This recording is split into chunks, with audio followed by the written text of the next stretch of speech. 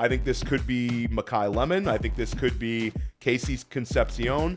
But I think it's going to be your guy, Denzel Boston. Big outside wide receiver out of Washington. I know you like him. I think this is Boston time. I'm open-minded to other receivers here if you don't like the fit. Did we put Tyson somewhere yet? Did we not take Tyson yet? This is a huge mess up. I don't think we did, because every time you brought him up, I kind of fought you on him a little bit, and I think you conceded to me. This is like right about where we saw Jackson Smith and Jigba selected, Brian Thomas selected, Dave Flowers selected, Jordan Addison selected. So the last few draft classes, this has been sort of a sweet spot at the wide receiver position. What? Why are you shaking your head? You're welcome.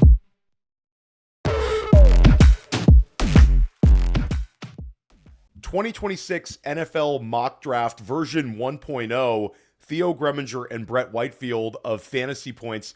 We're recording our first episode, Brett, of the 2026 NFL Draft podcast. This podcast has been a long time coming. We sort of soft launched this last year when we recorded so much NFL Draft content together. And then, like sickos, we were streaming the entire day one and day two of the NFL Draft. Tons of NFL Draft content already at fantasypoints.com, but I think this is going to take it to another level. Dude, I'm super excited. This is a red panties moment. In my best Conor McGregor voice possible. Get the red panties out. We've done it, baby. We made it. Here we made it. We got a dope logo for the podcast. If you're not subscribed to the podcast already and you're watching this on Fantasy Points YouTube, you can find our podcast feed over at fantasypoints.com, or you can find it wherever you get your podcast. So again, you're going to want to search for, it's very easy, 2026 NFL Draft Podcast. Right now, if you're a Spotify listener, it's up at Spotify. If you're an Apple listener, it's going to be there very soon. Usually you record an episode and it gets there on Apple. So we're going to record, basically we're going to go through each and every pick. We talked about different ways to do this. First off, a little asterisk here. No trades, Brett. We had no trades in this one, but we anticipate a ton of trades in this one. And Brett, I think really one of the main reasons we anticipate a lot of trades is we're projecting the Tennessee Titans potentially to be the number one overall team picking in the NFL draft. And they drafted a quarterback at number one last year. The New York Giants are also going to be picking very, very early, and they drafted a quarterback last year. So Cam Ward and Jackson Dart basically take those two teams out of the quarterback running. And there's a bunch of other quarterback needy teams, but not a whole lot of quarterbacks are going to be in our first mock draft. Yep, exactly. You did it. You nailed it. Okay, good stuff. So let's start off right at the top of the board. We've got the Tennessee Titans. We're OTC with the Tennessee Titans. And again, this could be a traded pick during the NFL draft. But which way are we going here, Brett? Which way do you want to go with Tennessee? Let's say that they can't move the pick. What do you think they're doing? Are they going to take an Arvell Reese? Are they going to take a Ruben Bain? Which way do you think they would lean as an organization? I would go Ruben Bain here. I think he's the best player in the draft, personally. But also the positional value, being an edge defender. You know, I'm not out on Arvell Reese, but there's still some questions with how we project him.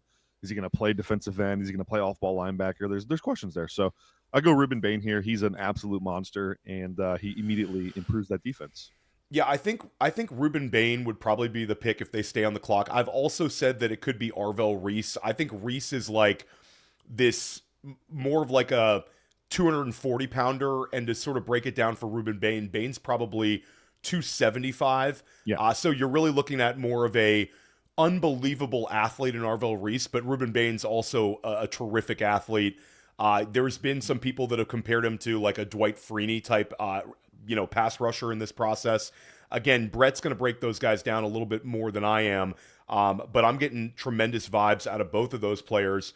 So I think we take it. We're done. Tennessee, first overall pick, takes Ruben Bain. And I'll say if it's the number 2 overall pick here, and we're talking about, at this point, the Las Vegas Raiders at 2 right now, Brett? No, it would be the Giants, right? Okay, so yeah, excuse me. I misspoke on the Giants. So I think with the Giants here, it's probably another team that could be looking to trade down. My lean would be, and I think we're sort of all over the place on this one, Giants, they have a ton of pass rush on that roster. They have a ton of like front seven talent. For me, I think that they would lean into getting weapons around Jackson Dart, and I think this would be Carnell Tate time. Really, a 2 overall. And I don't know if he's necessarily 2 overall level, but I think that when you look at this franchise, you're going to have Malik Neighbors missing the beginning of the season. This is going to be Jackson Dart entering year 2.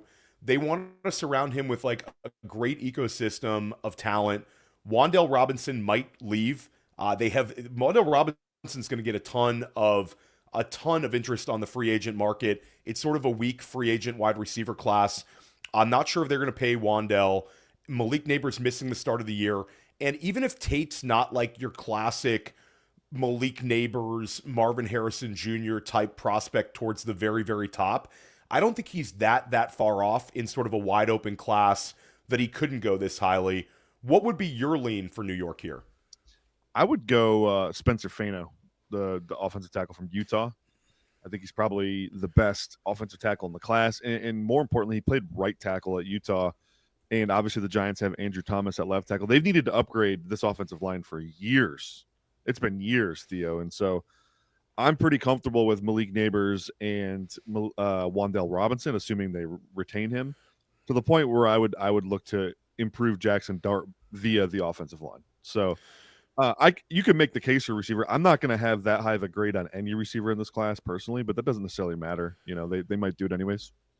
Okay, so which way do we want to go here? Do you want to go with, because we're gonna the draft? We're trying to combine our picks here. So yeah, do you want to go with Fano or do you want to go with Tate?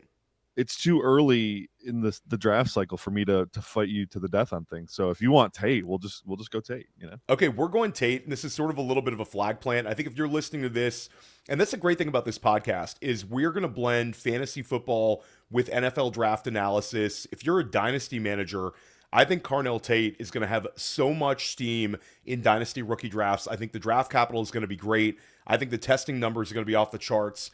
And I think that we're going to see the Ohio State Buckeyes win back-to-back national titles. Yeah. So you're going to see Carnell Tate in like these big, high-profile playoff matchups. Jeremiah Smith and Carnell Tate are going to put up absolute numbers down the stretch here. So I'm in there. Let's stick with Carnell Tate. Can I say one thing about Tate? Go for it. For those that don't, like, people might be surprised to hear that we have him number one as our receiver. He's having a historically efficient season. I don't know if you've seen this, Theo. Yeah, he's awesome. Like, his catches per target is nuts. He's got like, there's only been like 6 passes thrown his way that haven't been caught this year. And what's crazy is he does most of his work downfield. It's like legitimately unbelievable what he's done. I've never seen anything like it. So can we throw a name out there for the old heads? We did this one on Dynasty Life when you came on Dynasty Life, and we did our Dynasty rookie rankings, but I'll whisper the name AJ Green out there. Just whispering the name AJ Green. He's like a cross between AJ Green and George Pickens. And that's all you need to say in today's NFL. Like, we're telling you it's somewhere between AJ Green and George Pickens. That's all you need to know. I think like the Jordan Tyson versus Carnell Tate discussion, I wouldn't be surprised if there's different teams picking inside the top 15 that have Tyson at 1. Some teams will have Tate at 1. I think that they're both going to be graded very, very highly by a number of NFL teams. So I think they're both studs. It's not a knock to Tyson, but I think that we're talking about like just a physical specimen on the outside. Really will accentuate the things Jackson Dart can do, and we're going with them. So Carnell Tate off the board, shock pick at the 102. I'll be willing to sort of like lean to your selection here at the 103. Saints on the board. I have had this conversation with you earlier this week. Is Tyler Shuck going to do just enough to make the Saints say, hey, maybe we'll just take best player on the board and we'll dive into the 2027 class? Or would standing put and taking a Fernando Mendoza type at 3 just make total sense? If I'm Saints and I'm looking at the way we're projecting out for the next few years, I'm for sure rolling with Tyler Shuck. And I'm not even a Tyler Shuck guy, but like, he's done enough. You see the arm talent. Spencer Rattler has also played pretty good. So I feel like you have 2 guys that can really compete for that job. And then you got to commit to the suck. Like they're going to be 50 million over the cap to start the league year. They're going to have to work really hard to get under the cap, which means a lot of good players they're going to say goodbye to. And then if they stay the course and commit to the suck for 2026, Theo, they have no dead money heading into 2027 for the first time in like 15 years. They have a chance. The light at the end of the tunnel is finally there. They haven't had off seasons in like 8 years because they've been so cap strapped. They're finally getting there. So I would stay put with Tyler Shuck, commit to flipping this roster over, and maybe he ends up being your guy long term anyways. But I would continue to build here. I'd get a positional player, a high value positional player, whether it's an offensive lineman or a defensive lineman, and build that way. I think would probably be Arvell Reese if they stand put and just take the best player on the board, potential impact, like ridiculously athletic player, does some things on film for Ohio State that really flashes. Would you lean in Reese's direction, make it back-to-back Ohio State picks, or would you go a different way here? I would go a different way. I'm not the biggest. Like, I think Reese is a good player. I have legit concerns about where he plays in the NFL. And everyone's going to comp him to Micah Parsons, and people not realizing that that's not something that happens very often, where a guy goes from a Mike linebacker in college to a pass rusher in the NFL and is an all-pro at that position.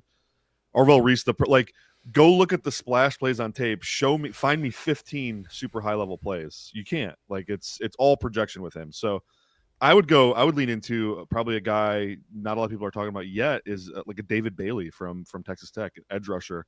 I think production-wise, he's been the best rusher in the country this year. And he kind of fits that mold of what Brandon Staley likes in his edge rushers. He's very bendy, very fast off the edge. He's a great athlete. He's got some length to him. So I think I would go that direction personally. But yeah, Bailey's interesting because, like you said, it's production versus like the elite prospect profile.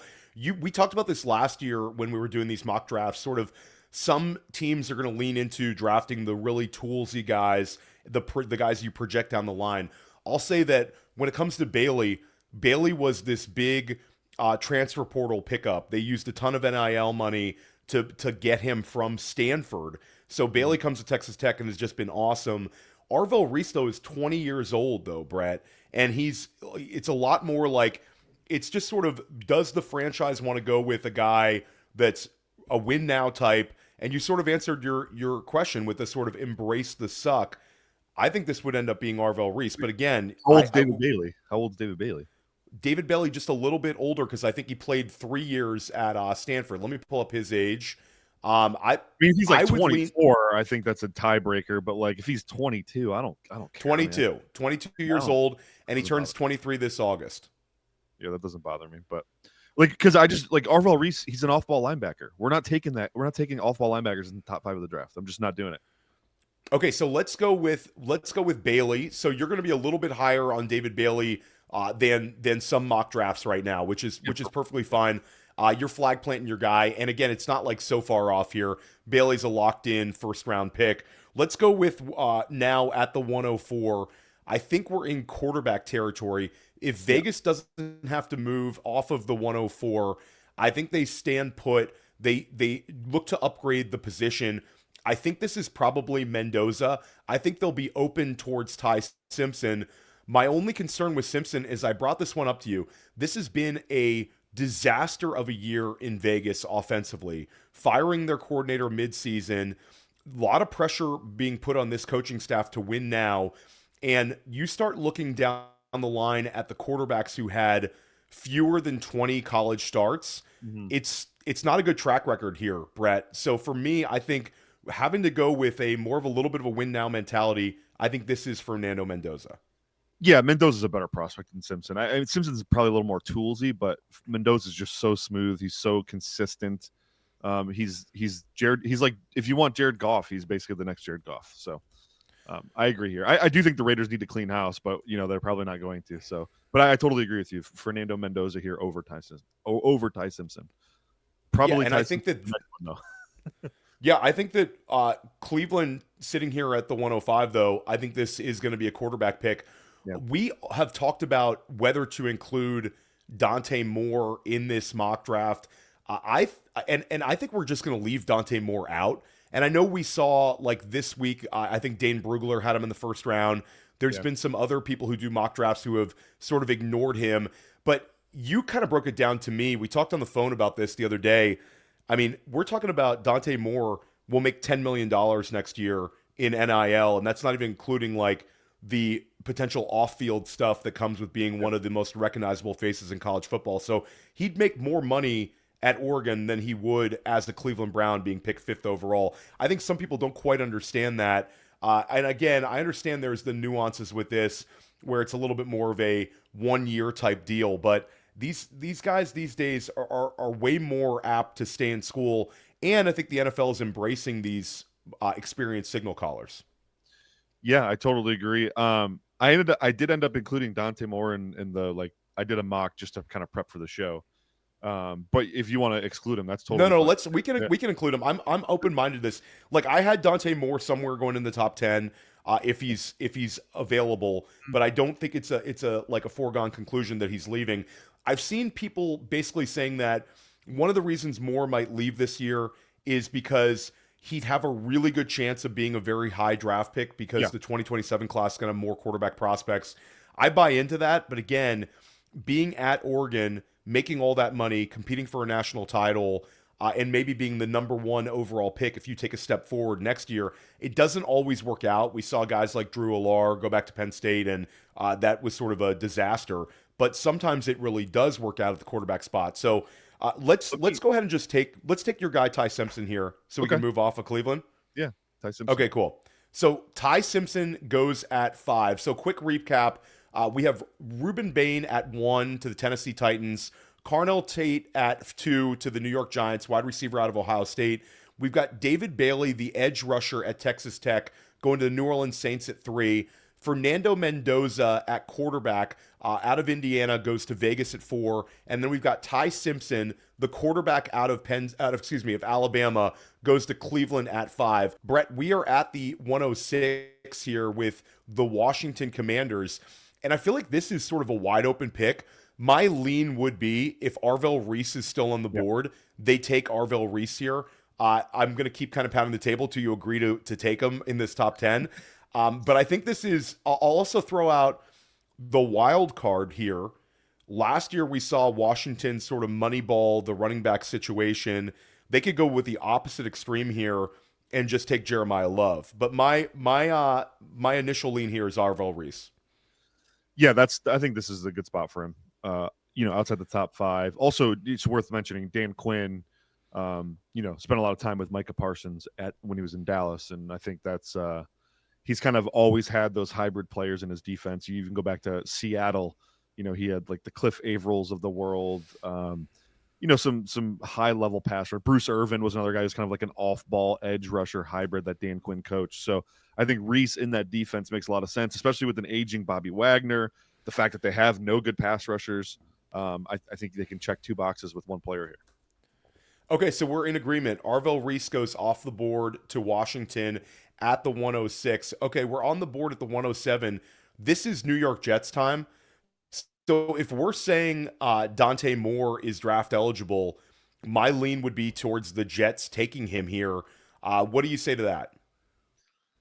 Doesn't seem like an AG guy to me. Doesn't seem like like he would fit their offense very well. Donte Moore is purely a vertical passer. There's nothing in the short part of the field, no in-breaking routes that he throws. So I don't think he would be a good fit for them.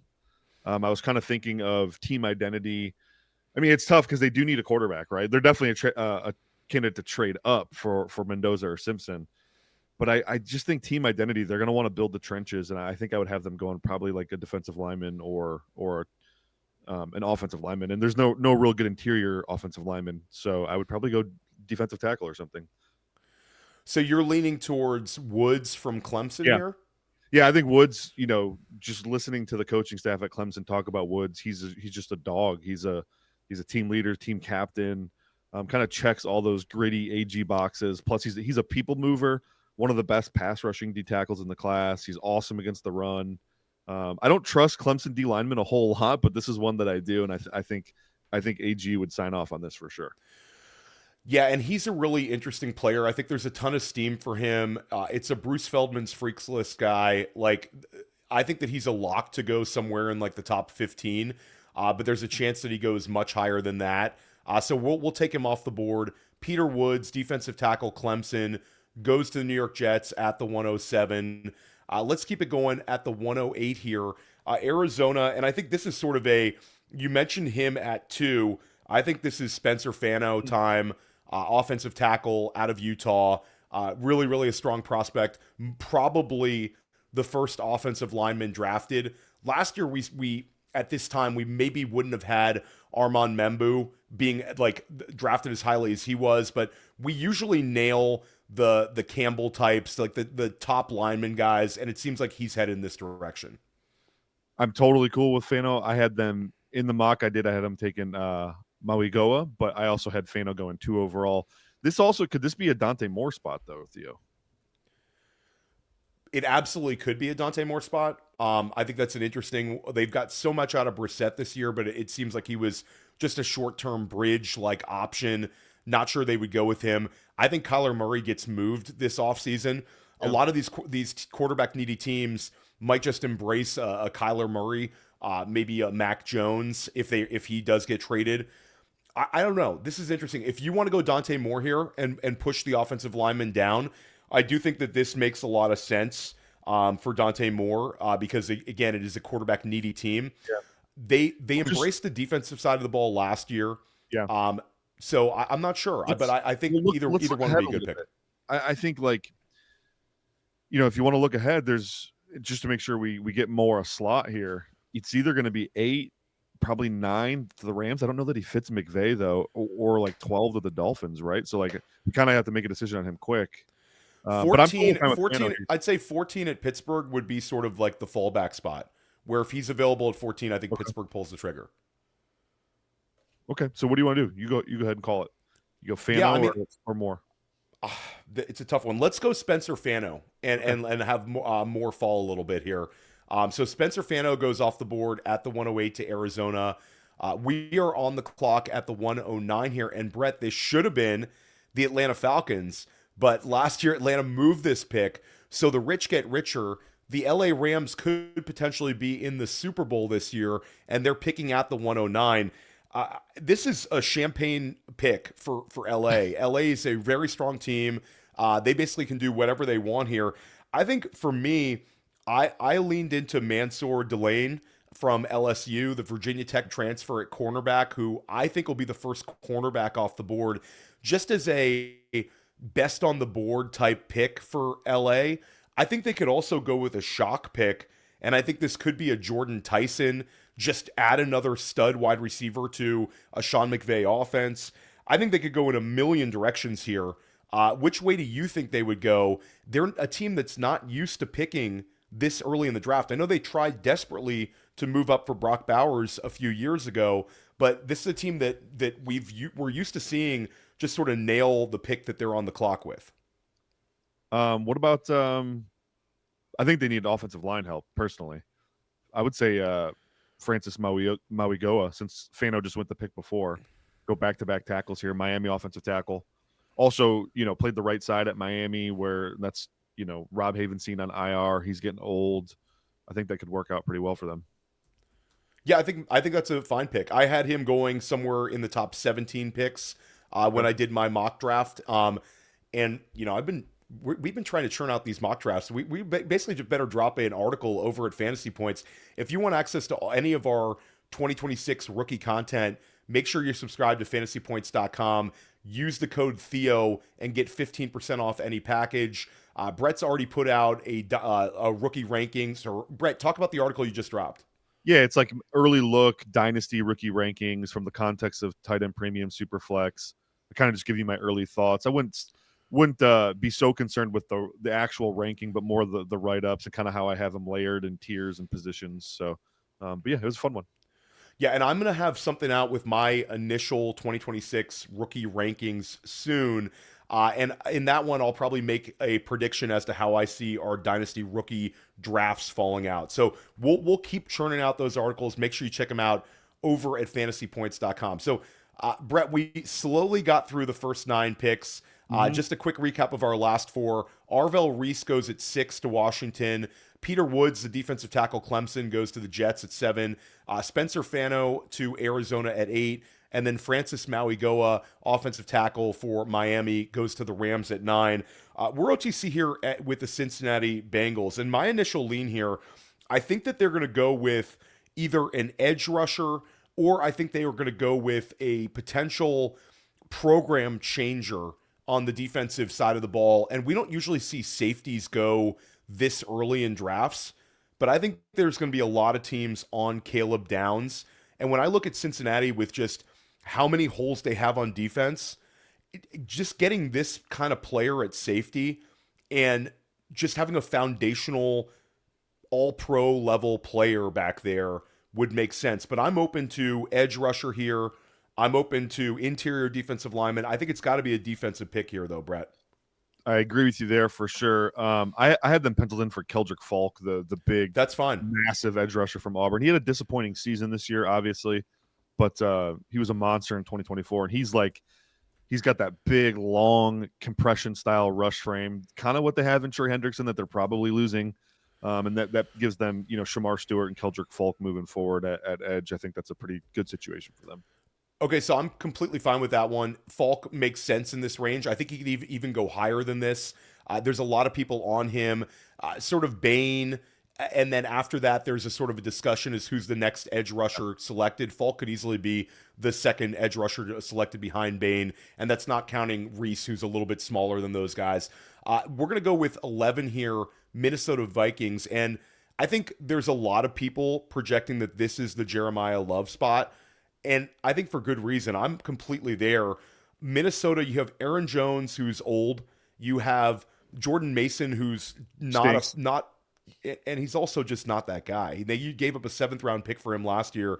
And when you look at how J.J. McCarthy was very successful at Michigan, you had very strong run game next to him. You had an elite college back in Blake Corum next to him. I think that they can replicate some of that with Jeremiah Love. Also, what a better way to get your offense going than having a home run hitter where it's a little bit less of an emphasis on just churning out first downs here. You'd have another player sort of with Justin Jefferson, with Jordan Addison, that can rip off big, explosive plays here, Brett. So I think this is the Jeremiah Love spot, but you could twist my arm into something else. No, I fully agree with you. I had Love here as well. Okay, so we're in agreement. Jeremiah Love goes at number 11 overall.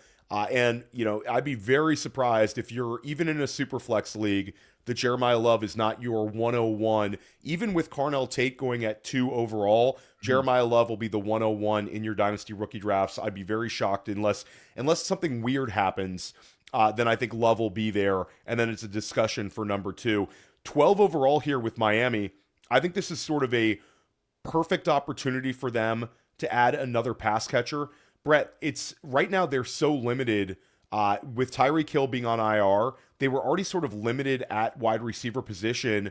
Darren Waller is basically comes off of the IR, and he's going to be the number 2 pass catcher behind Jalen Waddle, not counting Devon Achane. I think this is a great spot for Jordan Tyson from Arizona State. I also think this could be where we hear the name Kenyon Sadiq called. So I think this is going to be a skill position receiver spot, but I'm open-minded to where you want to go.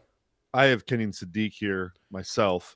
I think from an identity standpoint, what the team is trying to do, they've gone through this metamorphosis this past offseason where we want to be less of a pass-happy team and more of a physical, run-it-down-your-throat team. And that's what you've seen. Devon Achane, as we're recording the show, has 3 straight games of 120 yards with a really solid chance of hitting a 4th this weekend. This is who they are. And Kenyon Sadiq is a very physically imposing tight end. He's not the biggest guy in the world, but he will get after you in the run game.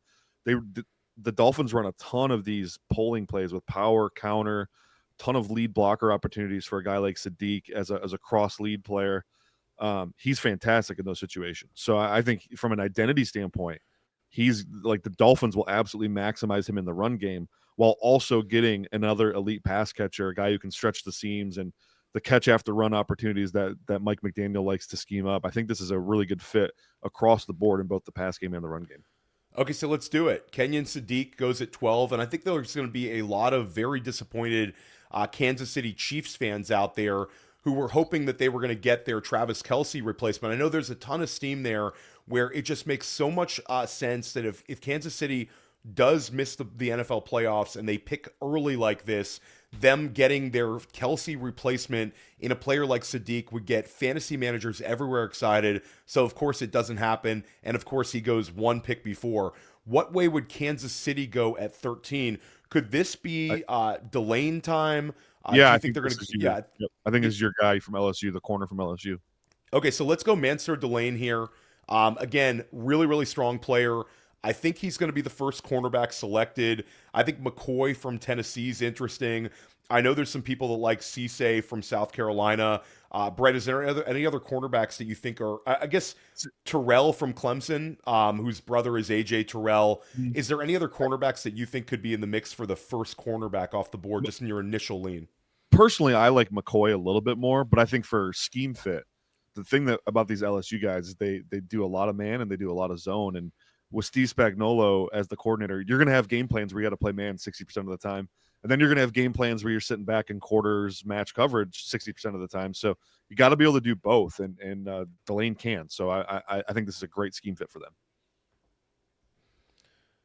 So there's going to be a lot of excited Pittsburgh Steeler fans out there because obviously quarterback is a need for them. Aaron Rodgers running the show this year. This has been a sort of a long search to find their long-term answer at signal caller. And I know that Donte Moore, you've got some hesitations on him, but if he's at 14, it seems like a no-brainer.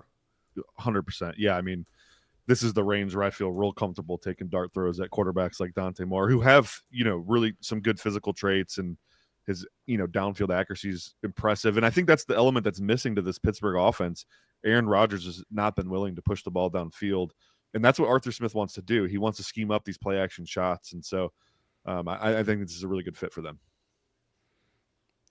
Okay, so we are at pick number 15, and we have an ascending team. I would actually be surprised if by the time we're doing this exercise in like a month or so, that Carolina is not picking later than this, because this team is red hot. They have this late bye week, and they have a manageable schedule coming out of it. But right now, if they were selecting, they'd be picking 15th overall. I'm going to say it. This is easy. This is the easiest pick ever.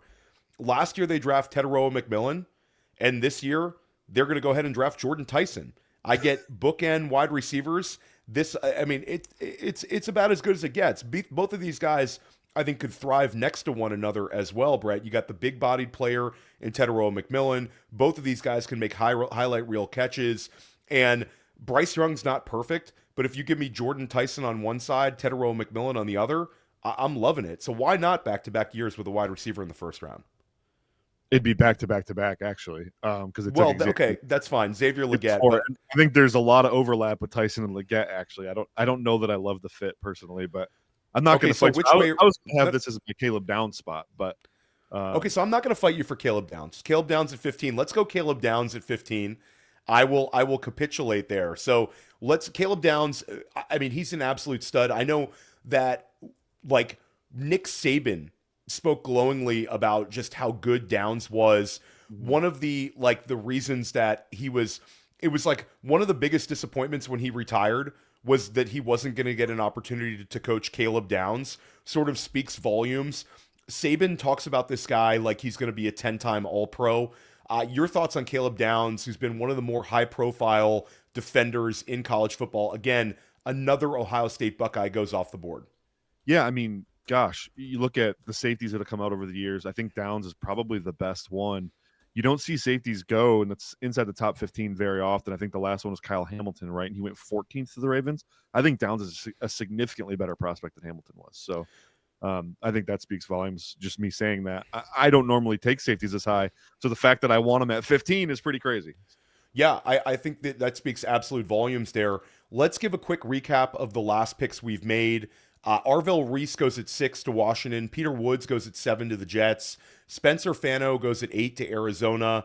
Francis Mauigoa, the offensive tackle out of Miami, goes at 9 to the Rams. So we have 2 Miami Hurricanes inside of the top 10 overall picks. Keldric Faulk, the edge rusher out of Auburn, goes at 10 to the Cincinnati Bengals. Jeremiah Love, our 101 in Dynasty rookie drafts, goes 11 to Minnesota. The Miami Dolphins take Kenyon Sadiq at 12, the tight end out of Oregon. Mansoor Delane from LSU, our first cornerback off the board, goes to the Kansas City Chiefs. Donte Moore, the quarterback from Oregon, goes at 14 to Pittsburgh. And then the Carolina Panthers select Caleb Downs, the all-everything safety out of Ohio State. We're about halfway through. We're getting there. Dallas Cowboys, OTC here. What way are they leaning?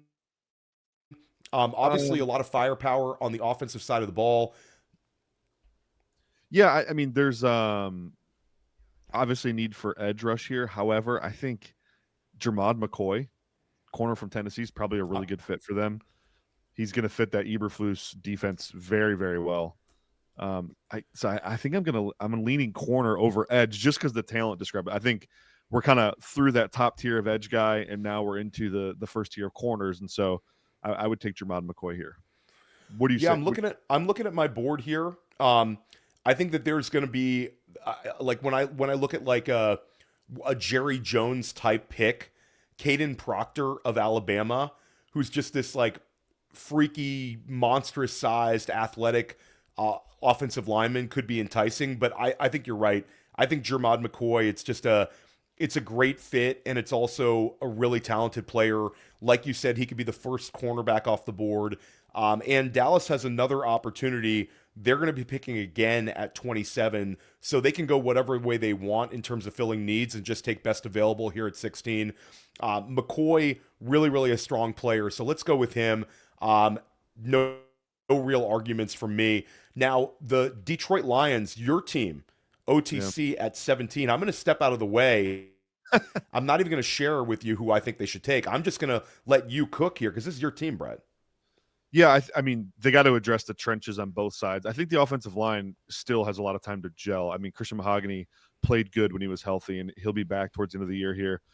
Tate Ratledge is not getting replaced anytime soon, and there's not really a center that they could go draft. I think they're going to have to acquire one in free agency. So, Decker's getting old. I could see them going left tackle. I don't know that Caden Proctor's the best fit for them, so I'm going to lean on the defensive side of the ball and go edge rusher. They've ignored the edge spot opposite Aiden Hutchinson for too long, and it ends right here.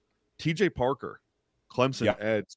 And this is just like the Jets pick at 7. This is an on-brand pick. TJ Parker is a high-level character guy. His dad was a military man. Parker talks a lot about how his dad raised him and how that impacted him as far as his football playing goes. I think he's going to check all those football character type boxes. Plus, he's a very gifted athlete. He's a physical player.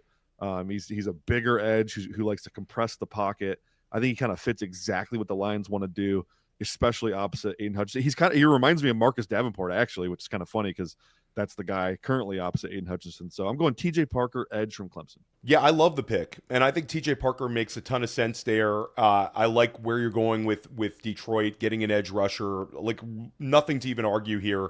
We're talking about pick number 18 now, the Houston Texans. For me, I think we're looking at a couple of options here. I think we could go offensive line. I mentioned Caden Proctor. I think that he's this is going to be a player that a lot of teams are going to have very, very high because of the athletic tools, like a 360-pounder who's super athletic. I think it was a 32-inch vertical at 366 pounds. I also think we could go with Sonny Styles, the linebacker from Ohio State.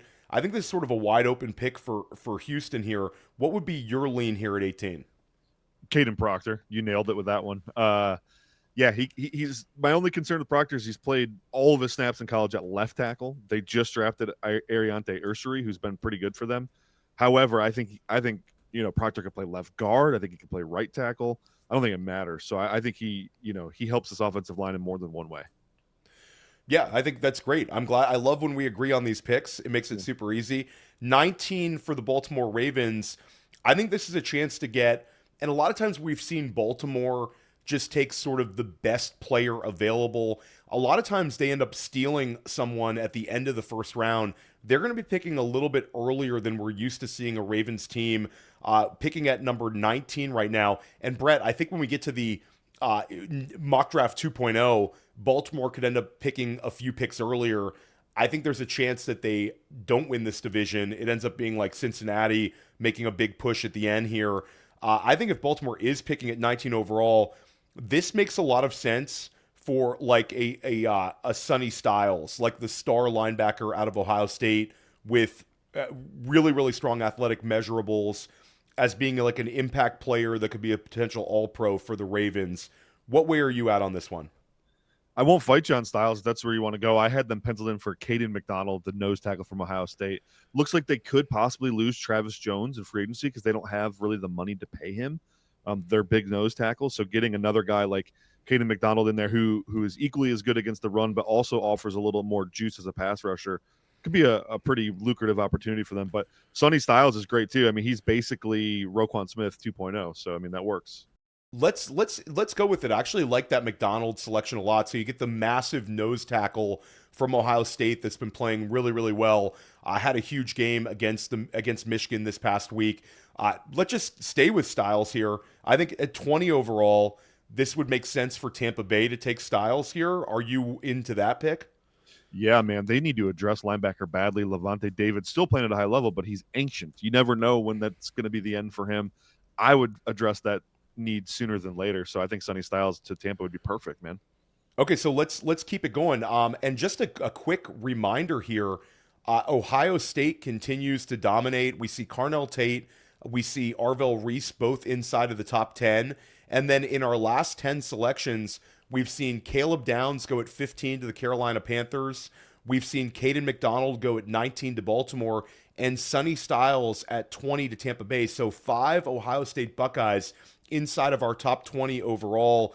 Just a testament to the amount of talent on that team and a great chance at them repeating as national title winners this season. 21 here, I got a do-over pick here. This is a do-over. A couple of years ago, we saw Buffalo take Keon Coleman instead of taking Ladd McConkey. And I think there's a couple of wide receivers that they could take here. I think this could be Mekhi Lemon. I think this could be Casey Concepcion. But I think it's going to be your guy, Denzel Boston. Big outside wide receiver out of Washington. I know you like him. I think this is Boston time at 21. The Buffalo Bills take Denzel Boston, but I'm open-minded to other receivers here if you don't like the fit. Did we put Tyson somewhere yet? Did we not take Tyson yet? This is a huge mess up. I don't think we did because every time you brought him up, I kind of fought you on him a little bit, and I think you conceded to me. I don't think it's a mess up. I think it's a good spot for Tyson. Okay, so then let's go Jordan Tyson, which might seem a little bit low for some people, but I know you've had I think I've been a little bit higher on him than you have. I brought him up as a pick at 12. I also think that there's a chance that if Cleveland or one of these teams decides to go in a different direction at like quarterback, and they end up getting like, let's say, a Kyler Murray or a Mac Jones, I think Tyson might be in the mix at 5. But I think this is fine. Again, this is like right about where we saw Jackson Smith and Jigba selected. This is right about where we saw Brian Thomas selected, right about where we saw Zay Flowers selected, right about where we saw Jordan Addison selected. So the last few draft classes, this has been sort of a sweet spot at the wide receiver position. Matthew Golden, the same range here. Matthew Golden right here. Yep. So, and Emeka Egbuka was the 19th overall pick. So Tyson at 21 overall, this makes a lot of sense. I think Buffalo Bills fans would be absolutely ecstatic with this one.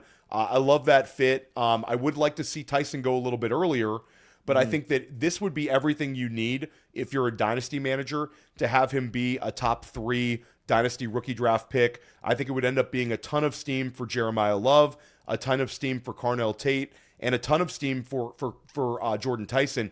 And I think there'd be some dynasty managers who would want to take Tyson at 21 overall over Carnell Tate, despite the 19 player gap in our projected NFL mock draft, because the opportunity to be the wide receiver 1 right out the gate in Buffalo.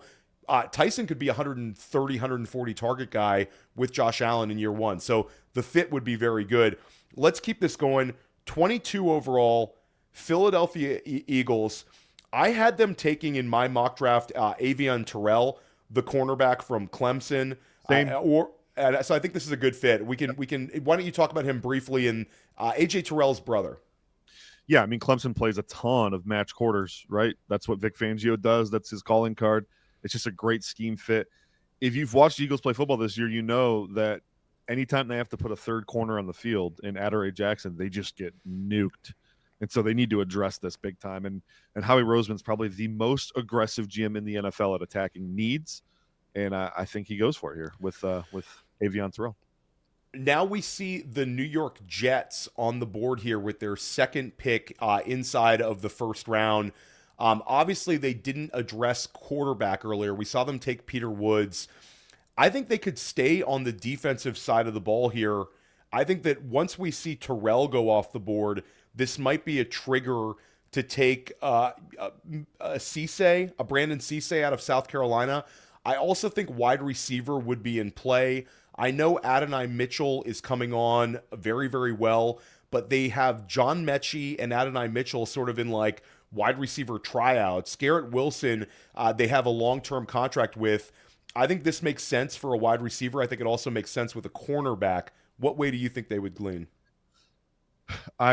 For me, I would still continue to lean into that identity of grit and trying to build the trenches. I like the Penn State guard here. I can't pronounce his name. Yeah, Ione. Can't pronounce his first name. Sorry, Ola Ione. Well, let's call him Ola. Yeah, Ola Ione, Penn State. He also played with, oh my gosh, their left tackle, Olu Fashanu. Yep. They played next to each other at Penn State, so I think there's some continuity there. He's another high character guy, and with AG, you always got to bank on that. So I wouldn't fight you on a receiver. I just personally really like what I've seen from AD Mitchell in a Jets uniform. I think John Mechie also has some staying power as their slot receiver moving forward. They might have their trio, I guess is what I'm trying to say, with AD Mitchell, Mechie, and Garrett Wilson. So I think, Cisse makes a ton of sense, though. Cisse's played more man coverage than any corner in the draft, so that would make a lot of sense. But I think identity-wise, Ione makes a lot of sense. And that's fine, because I'm going to pound the table on this one, and I'm going to insist that we put Makai Lemon here at 24 overall. I know you've had some apprehension on Makai Lemon.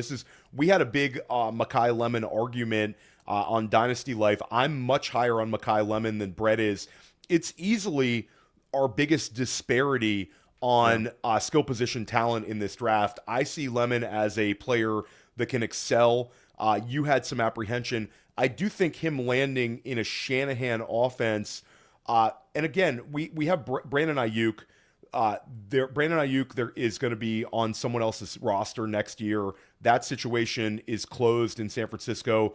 Ricky Pearsall can't stay healthy. Juwan Jennings is an older player. I think this makes total sense for San Francisco to take a wide receiver here. Maybe they take another one, but for this exercise, I'm gonna use my veto power. We're going Makai Lemon. We're locking it in, and unless you have a huge problem with that, Brett. No, I won't fight you on it because for the sake of time and because I don't want to have this debate 40 times from now until there we go. April. But I will say, Makai Lemon, just so the listeners know, he'll never sniff a first round mock for me. I don't think he's a first round caliber player. Frankly, I don't even think he's close to a first round caliber player. So, just had to say that. Well, there we go. And let us know in the YouTube comments on the 2026 NFL Draft Podcast. We're going to have some guests on. Let us know who you'd love to see us chop it up with. It could be fantasy football people, NFL people. Let us know, and we'll try to make it happen. 25 overall, LA Chargers. LA's done a great job in the first 2 years of the Jim Harbaugh era of adding talent on both sides of the ball. For me, this is where I had Ione, so I'm sort of open-minded to where you'd like to lean. My initial lean, just looking at best players available here, would be the other Utah tackle who's a little bit younger in Caleb Lomu, who's like 20 years old, but I know there's a lot of people that are sort of moving him up boards. Reminds me a little bit of like the Membu situation where we saw him ending up in a lot of like early mocks and then all of a sudden he steamed up boards. So that's my initial lean, but I'm open-minded to whatever you think here. I mean, do you think they'd play him at guard? Like, what's your lean there? Because they have the best tackle duo in the league. I don't know that they're drafting a tackle in the first round. Yeah, I think he could play on the interior, and I think that's often been a way to sort of get a younger tackle on the field when they're sometimes drafting these younger guys, have them play inside and then bump them outside eventually. He was just sort of the best player available for me on a need. We've seen sort of offensive line injuries in LA this year. I think it makes them a little more open-minded towards leaning into that. What about like a Caleb Banks, D tackle from Florida? He's a monster. Again, foot injury this year. I think disappointing season for him on a debunked Florida team that looks absolutely disheveled. But 2024 tape is excellent. They've needed D tackle help. They have Jamari Caldwell and Tier Tart. I don't know that those are guys you're really hanging your hat on as stars at the position, where I think Caleb Banks could be that guy. Another name I throw at you is Cassius Howell. Real stocky. He doesn't have a ton of length, right? But he's a stocky, fire hydrant edge rusher, similar to all the guys Jim Harbaugh had at his time in Michigan, or even this past year with he's kind of got that Khalil Mack frame to him. So I don't know. One of those. Yeah, no, I'm open to either of those guys. I also think Amori Washington out of Oregon is going to be sort of in this mix. Another interior. They drafted Jamari Caldwell last year, that's who Washington replaced. So let's go with Banks. I think all those guys you mentioned are all sort of in that same bucket of guys who are going to be. If you don't hear them in the end of round one, you'll hear them in the first half of round two. There's some really interesting defensive line prospects, and I think there's some depth here. So let's go Caleb Banks here at 25 overall. 26 overall, I'll go with another fantasy-friendly name. I'm going to go KC Concepcion. Okay. Cleveland needs a wide receiver. This could be Denzel Boston. This could be Concepcion. So we could go Boston if you prefer. But I think both these guys hear their name called in for round one. I think Boston's a way better player. Boston's, for the record, is my number 2 receiver in the draft. So, okay, well, there we go. Yeah, Denzel Boston, wide receiver out of Washington, goes 26 overall to Cleveland. Dallas here at 27 overall. I think we continue the trend of best player available. I think they take C.J. Allen out of Georgia, the linebacker. I think he sort of makes some sense for them. But I'm open-minded to hearing who you'd be on for Dallas. Yeah, I'm fine with that. I kind of had him penciled in with Cassius Howell here as my pick for Dallas. I don't love taking off-ball backers in the first round, but we're at the end of the first round here. I mean, it's not that huge of a deal, right? So let's see. Where do I have? I had one thing about him. Yeah, I think he's good. I think that works. Yeah, I think it's right about the wheelhouse. But what's that? Little redundant to Overshown and kind of what Overshown brings to the table, but I think that's all right. So we have Dallas going with Jermod McCoy and C.J. Allen with their 2 picks in the first round. The Jets go with Ola Ione, the interior lineman out of Penn State, and they combined him with Peter Woods from Clemson. I think those are really, really strong ways to use both their picks. So Dallas getting 2 impact defenders and the Jets going with 2 linemen on both sides of the ball here. Let's go with Seattle Seahawks. I think this makes sense if Brandon Cisse is still available. I know we still have him on the board. I also think they could go with another offensive lineman here. We saw them go lineman last year. I think this would make sense for Caleb Lomu. I'm open-minded to where you want to go with Seattle. I'll also throw the wild card pick would be Seattle taking a wide receiver. Again, Cooper Kupp, they invested a lot of money in. They traded the 3rd rounder for Rashid Shaheed. But this is an offense with JSN. They've got a lot of juice at that wide receiver 1 spot. We saw them draft Arroyo last year. They have now 2 tight ends. They have a stud wide receiver 1. And I think continuing to invest in pass catcher makes a little bit of sense. Yeah, I have them going Elijah Surratt, actually. Okay, so that's great. But if you like Conception better, you could go that way. I think that's fine. It also allows me to cram in an extra fantasy relevant player into our mock draft because I'm always going to want to cram these wide receivers in. So Elijah Surratt, make sure you go check out Dynasty Life. One of the more recent Dynasty Life episodes, Brett joined me and we each broke down our rookie rankings for fantasy football, our Dynasty rookie rankings. I think you broke down Surratt there. I said Cortland Sutton. You said, whispered the name Puka Nacua. So make sure you go listen. We broke that down, really a long form there. 29 overall. We're back with the LA Rams. Again, this is a wide open one. I think this could be a wide receiver. I think this could be a defensive back. This is really sort of best player available. So I will concede to you Who do you want to take here at 29 overall with LA?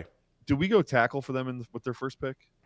For their first pick, we took offensive tackle. We took Mauigoa, the OT from Miami. Yeah. In my initial workup, I had this is the Lumu spot for me, but we already went that way. So, gosh, is there another corner other than Cisse? Cisse's just not a great scheme fit, but I think they need corner, right? Yeah, I think corner would make sense for them. You know what? Let's just have some fun. Let's go KJ Concepcion here.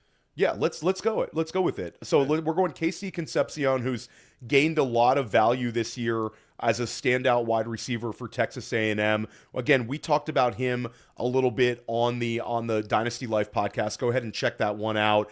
You can subscribe to Dynasty Life anywhere you get your podcasts. And if you're watching this on YouTube, it's in one of our more recent videos. 2026 Dynasty rookie rankings, way too early, and we broke it down. So we're almost at the end here. The Denver Broncos at 30, and their defense is an absolute force, and I think that they continue to build on a strength here, and I think they take Amari Washington, the big defensive lineman out of Oregon. I think there's also a chance that this could be Caleb Lomu, and they take another offensive lineman. I think they're sort of wide open here. Where would you go if you're Denver here at 30? Did you really have Amari Washington there? I did. In the mock draft. That's so and just to share how the sausage is made here, I had a beautiful, beautiful mock draft with trades, and then Brett texts me like 90 minutes before we're recording and says, let's not do trades. So I did a new mock draft, and Amari Washington at 30 overall. That was my pick. That's who I have. That's exactly what they need on that defense. He's the missing. If they had Amari Washington right now, best defense in the league easily. So he's the missing piece. I love it. I love when we're locked in, and that's an easy one. Another big one, and at the 30th pick for us to be on the same page is kind of crazy. Well, listen, we're locked in right now, and I think that's also going to be interesting. There's going to be a lot of Oregon Ducks that hear their name called in this NFL draft. There's going to be a ton of those. Dan Lanning has put together an absolute mob over there, and you're going to see a bunch of Ducks hearing their names called. Washington gets into the first round here in our initial mock draft. 31 overall, your guy Ben Johnson in Chicago. Here is a spot where I had LT Overton, the edge rusher out of Alabama. But I think if Caleb Lomu is still on the board, they continue to try to get that offensive line better, build up the offensive line depth, and they add this younger lineman in Lomu. So I'm open-minded to wherever you want to go here, Brett. Obviously the dream of Jeremiah Love being a Chicago Bear, that ship has sailed, but they do have this pick here. Where are you going to go with this one? Well, so I got a couple names that are not Lomu. One, Brandon Cisse. You know, Dennis Allen's going to play a lot of man coverage. That's what he does. Brandon Cisse is a man coverage phenom. Might be the fastest corner in the draft, kind of like a Maxwell Hairston. I think he's got that kind of rise coming potentially if he runs really fast at the combine. So I think Cisse is a good candidate there. They don't have a lot of corner depth. Jalen Johnson's been injured off and on the last, seems like 5 years really. But and Nashawn Wright's been a nice story, but I still think they can improve. So Cisse was one name. The other name I had was, if you want to get real crazy, just go super fantasy heavy. Let's go Justice Haynes, baby. So I would love this Justice Haynes one. I think Justice Haynes, listen, that's my RB2. And Brett, it's interesting. The two of us have talked about him potentially going back to Michigan and getting a huge NIL deal. But I think that he's if he comes out, he's a top 45 pick. And again, Chicago last year flirted with 1 million running backs. They tried desperately to get like Travion Henderson beginning of round 2. They tried to get Cam Scatterbo.